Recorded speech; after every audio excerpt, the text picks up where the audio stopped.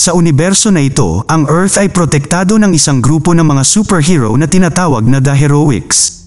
Nang matagpuan nila ang isang nasirang satellite sa atmosfera, lumipad doon sina Miracle Guy at Techno upang mag-imbestiga at makahanap ng isang buong hukbo ng mga dayuhang spaceship na naghihintay sa kanila, na madaling pinatumba sila at ipinadala sila pabalik sa Earth. Ang insidenteng ito ay ipinakita sa balita na sa ngayon ay tinatawag itong isang training exercise.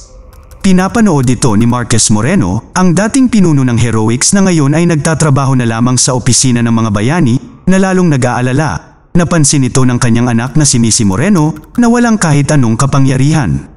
Matapos ipangako sa kanya na maayos ang lahat at hindi na siya muling sasali sa team gaya ng ipinangako niya, ibinaba ni Marcus si Missy sa paaralan at pagkatapos ay pumasok sa trabaho sa punong tanggapan ng mga superhero na maa-access lamang sa pamamagitan ng isang espesyal na sasakyan na na-activate gamit ang access card ng isang worker.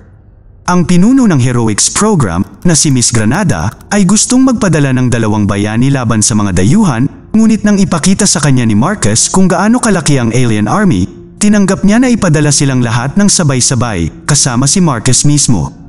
Ipinadala rin ni Miss Granada ang ilan sa kanyang mga ahente upang kunin ang mga anak ng mga superhero upang maihatid sila sa kaligtasan. Sa pagsakay sa kotse, kinausap ni Mrs. si Marcus sa pamamagitan ng isang espesyal na pulseres na gumagana bilang isang communicator na mayroon din ang kanyang ama, ngunit tinitingnan lang siya nito at hindi sinasabi sa kanya kung ano ang nangyayari bago ibinaba ang tawag. Sa punong tanggapan, nakakulong si Missy kasama ang iba pang mga anak na lalaki at babae ng Heroics, at nakilala niya sila at ang kanilang mga kapangyarihan. Nariyan si Wheels na ang utak ay supercharged at dapat na gumamit ng wheelchair dahil masyadong malakas ang kanyang mga binti para suportahan ang kanyang katawan, si Noodles, na kayang magunat sa kahit anong parte ng kanyang katawan, si Ojo, na isang henyong artist na hindi nagsasalita, si Acapella, na kayang gawin ang kanyang boses na sobrang baba o sobrang taas at ilipat ang mga bagay kasama nito, si Slow-Mo, na maaaring kumilos ng mabilis ngunit ang kanyang mga kapangyarihan ay na-stuck sa kanya sa isang loop ng oras kaya siya ay talagang gumagalaw ng napakabagal, si Facemaker, na kayang ibahin ang anyo ng anumang bahagi ng kanyang mukha at kaya din kopyahin ang ibang tao, si Rewind at Fast Forward, isang pares ng kambal na maaaring baguhin ang oras sa loob ng ilang segundo, si Wildcard, na tinatawag ang kanyang sarili na pinuno at mayroon siya ng lahat ng kapangyarihan na umiiral ngunit hindi makontrol kung alin ang susunod na lalabas, at si Guppy, na may lakas ng peting at kayang kontrolin ng tubig, ngunit kailangan niyang manatiling hydrated. Matapos magkulitan ng sandali, binuksan ng mga bata ang TV para panoorin ang kanilang mga magulang na nakikipaglaban sa mga dayuhan, ngunit isa-isa, ang mga superhero ay natalo at nahuli ng kalaban. Pinutol ng Pangulo ang paghahatid upang makipag-usap sa bansa, na ipinapaalam sa kanila na ipinapadala nila ang kanilang hukbo upang iligtas ang mga bayani ngunit ang pagkakataong magtagumpay ay napakababa. Nabasa rin niya ang isang mensahe mula sa mga dayuhan na nagsasabing sasakupin nila ang planeta at dapat sumunod ang sangkatauhan o sila ay mawawasak. Si Miss Granada ay susunod na lumabas sa screen na sinasabi sa mga bata na ang gusali ay nasa ilalim ng lockdown at dapat silang kumilos. Gayunpaman, naisip ni Missy na dapat silang umalis sa silid dahil malapit na silang atakihin. Alam niya ito dahil napagtanto niya na ang mga iginuhit ni Ojo ay nagpapakita ng hinaharap, na napatunayan ang katotohanang iginuhit niya ang ginawa ng mga bata sa silid bago ito nangyari, at ngayon may drawing din siya ng alien na pumasok din sa gusali. Ang ibang mga bata ay sumang-ayon na sundin ang plano ni Missy, kahit na hindi gusto ni Wildcard ang ideya na siya ay may higit na pamumuno kaysa sa kanya. Nililin lang ni Facemaker ang mga gwardya na pumasok sa vault sa pamamagitan ng panunukso ng ilang masamang ugali sa kanila. Pagkatapos ay binugbog sila ni Guppy gamit ang kanyang lakas ng peting bago nakawin ni Noodles ang kanilang mga access card. Nagawa ng isa sa mga guard na pindutin ang alarm button, ikinulong sila sa pagdating ng mga dayuhan, ngunit ibinalik ni Rewind ang oras kaya nang subukang muli ng gwardya, hinampas siya ni Wheels ng kanyang upuan at inilagay silang lahat ni Noodles sa posas pagkatapos ay nagnakaw ng jacket na isinuot niya habang iniunat ang katawan para magmukhang matanda. Ang mga bata ay umalis sa silid habang si Noodles ang nasa harap, na nagpapanggap na isang gabay na nagdadala sa kanila sa ibang lugar, ngunit si Missy ay nabangga ni Miss Granada at nasira ang kanilang cover. Tumakbo ang mga bata habang itinataas ang alarma, halos makarating sila sa pinto ngunit ito ay nagsara dahil sa alarm. Gayunpaman, mayroon pa rin silang posibleng ruta ng pagtakas, ang ceiling hatch. Si Acapella ay bumubuo ng isang hagdanan sa pamamagitan ng pagpapalutang sa mga gwardya at iniunat ni Noodles ang kanyang braso upang buksan ang hatch na nagpapahintulot sa mga bata na umakyat at makatakas sa isa pang palapag kung saan sila sumakay sa access vehicle salamat sa card na kanilang ninakaw.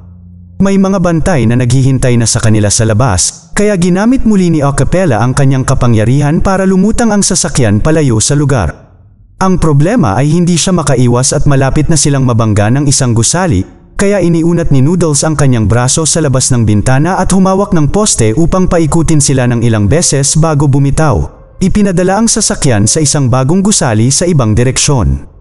Naging maayos ang biyahe sa loob ng ilang minuto hanggang sa mawalan ng hininga si Acapella, kaya binigyan siya ni Missy ng address na dapat puntahan. Ang paghinto sa kasong ito ay nangangahulugan ng pagpapahintulot ni Acapella na bumaba ang sasakyan at bumagsak sa isang hardin at bumangga din sa kubo. Ang may-ari ng lugar ay si Anita Moreno, ina ni Marcus at tagapagsanay ng Heroics. Mayroon silang 2 oras na natitira bago masakop ng mga dayuhan ang mundo, ngunit pinapasok pa rin silang lahat ni Anita at nangakong sasanihin sila para mailigtas nila ang kanilang mga magulang. Habang ginagamit ni Miss Granada at ng kanyang koponan ang signal ng communicator bracelet ni Missy para subaybayan ang mga bata, inilagay ni Anita ang lahat sa pagsasanay pagkatapos italaga si Missy bilang pinuno. Mayroong ilang mga balakid, kamay sa kamay na labanan, at paglalakad sa isang makitid na lubad, ngunit ang pinakamahalagang aral na itinuro sa kanila ni Anita ay kung paano magtrabaho bilang isang pangkat. Natututo ang kambal kung paano makisabay sa isa't isa at nagmumuni-muni si Guppy para kontrolin ang kanyang peting.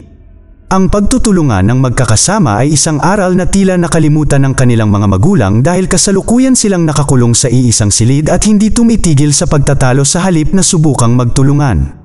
Hindi gaanong kumpiyansa si Missy bilang pinuno matapos mabigang magbigay ng tamang utos, kaya inaliw siya ni Anita sa pamamagitan ng pagsasabi sa kanya na pagkatapos ng pagsasanay ng maraming superhero sa kanyang buhay, ang pinakamahalaga ay ang namatay na ina ni Missy. Wala siyang anumang kapangyarihan, ngunit salamat sa kanya, si Marcus ay naging isang mahusay na pinuno na nanguna sa pamamagitan ng halimbawa. Sa sandaling iyon, dumating sa bahay ang mga tauhan ni Miss Granada.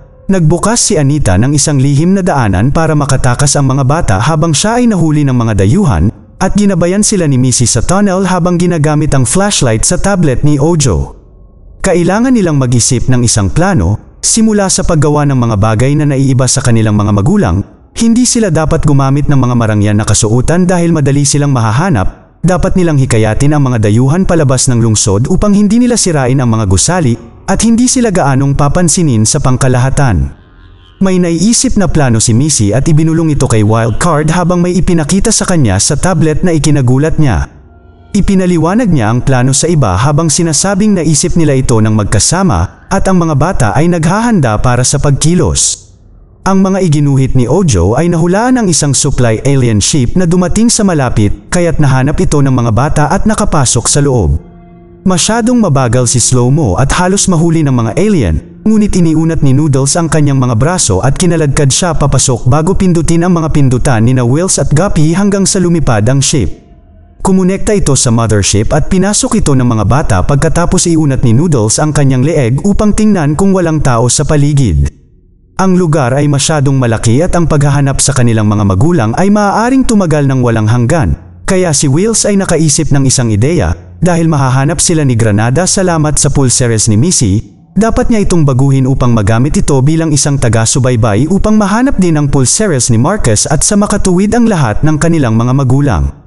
Sinimulan ng grupo na sundan ang signal ng bracelet sa mga pasilyo ng mothership nang biglang, ang mga alien tentacle ay nagsimulang sirain ang sahig at hinabol sila.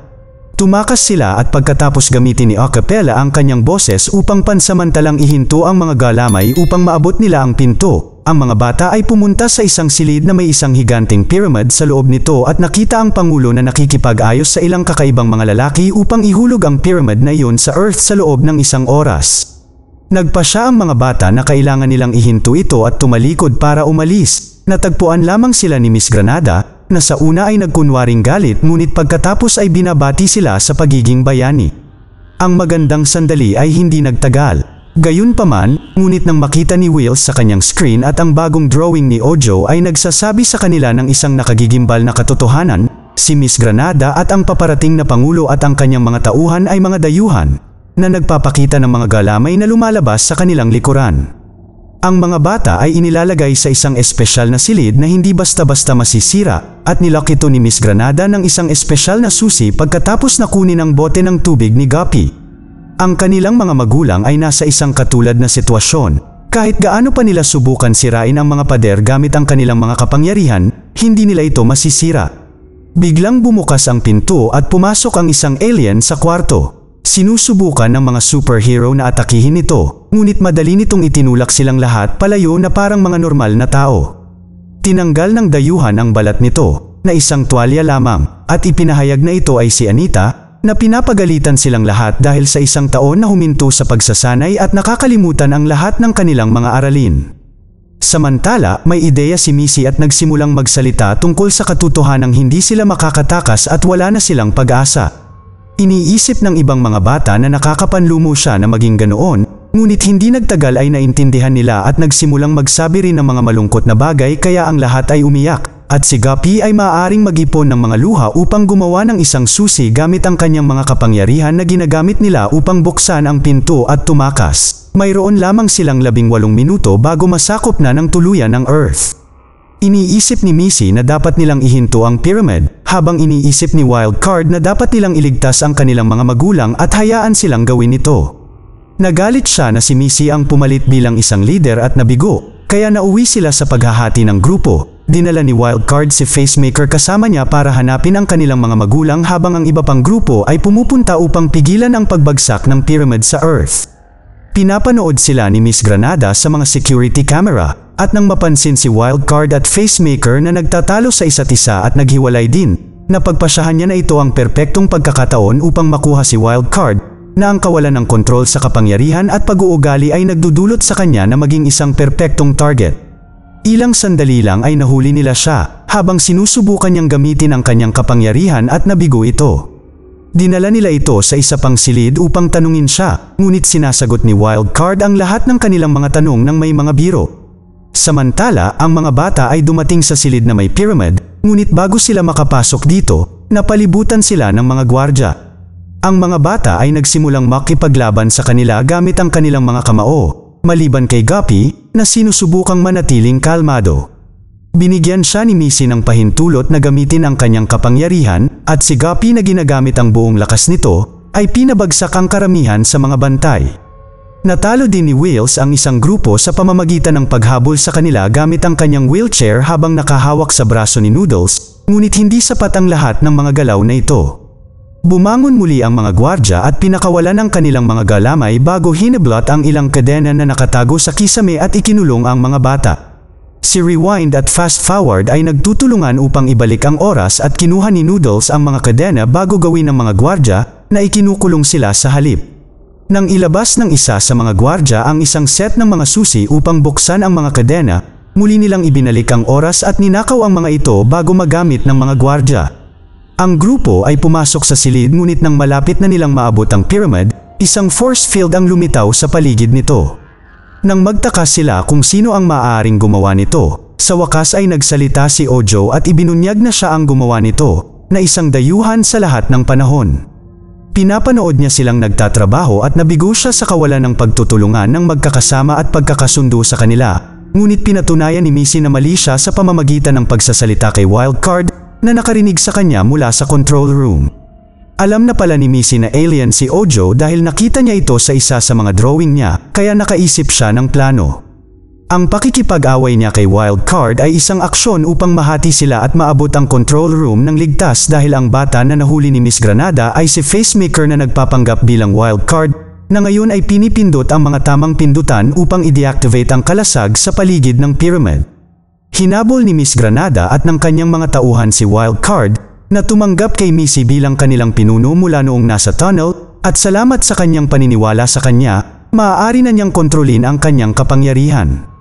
Lumipad siya, nagpapalit ng hugis, gumagamit ng kuryente at isang freeze ray ng walang problema, at natalo si Granada at ang mga lalaki sa ilang segundo. Si Facemaker, na ngayon ay nag-iisa, ay tumakas at sumama sa natitirang bahagi ng koponan bago magsimulang gumuhit si Ojo ng isang grupo ng mga halimaw na nabuhay sa harap nila. Pinagsasama ng koponan ang kanilang mga kapangyarihan upang talunin sila, at ginamit pa ni Guppy ang likidong metal mula sa pyramid bilang kapalit na tubig nang siya ay maubusan. Para sa huling 2 halimaw, nagpasya si Missy na dapat siyang manguna sa pamamagitan ng halimbawa at hilingin kay Noodles na iunat ang kanyang braso para makalakad siya dito tulad ng isang mahigpit na lubad at akitin ang mga halimaw na nahulog sa kailaliman kasama nila nang ibalik ni Noodles ang kanyang braso. Sa kabutihang palad, sapat na ang bilis niya para iunat itong muli at sunggaban si Missy. Ibinalik siya sa ibabaw bago pa siya mahulog ng tuluyan.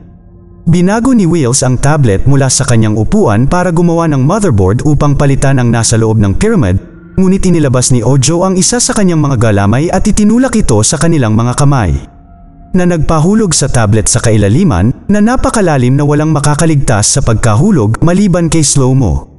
Tumalon siya at nabawi ito, at pagkatapos ay nag-teleport si Wildcard sa silid upang ilabas siya sa pamamagitan ng paglipad. Kinuha ni Noodles ang tablet mula kay Slow-Mo at iniunat ang kanyang braso sa tuktok ng pyramid upang ipagpalit ang tunay na motherboard para sa kanilang peking karapatan habang ang orasan ay umabot sa 0 at bumukas ang pyramid upang simulan ang pagkuha sa Earth. Mula sa loob, lumabas ang kanilang mga magulang.